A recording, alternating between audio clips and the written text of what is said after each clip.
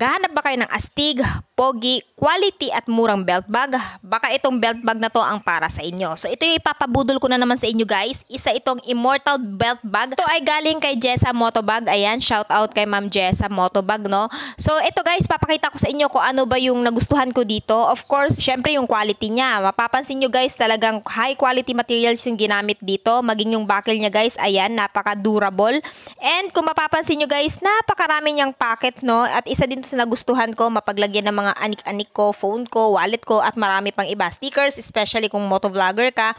At naka-reflectorize na din guys. So pag gabi at kung suot-suot nyo to, napaka-visible na. At ang isa pa sa nagustuhan ko dito guys, aside sa napakarami niyang pocket, no, water resistant na din tong belt bag na to. So kung if ever aambon or hindi masyado malakas ang ulan, makakaasa kayong hindi basta-basta mababasa yung nilalaman nitong belt bag na to. Kung interested po kayo dito sa belt bag na to guys at naghahanap talaga kayo ng mura at quality belt